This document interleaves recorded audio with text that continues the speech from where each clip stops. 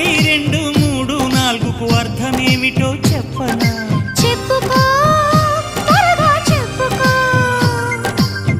ఒకటంటే ఒకటిగా అడుగేద్దాం,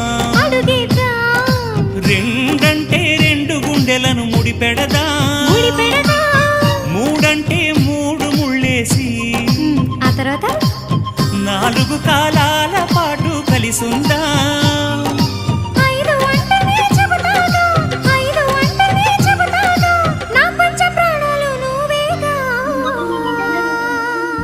అమ్మావు ఇల్లు ఈగ చదివానాడు,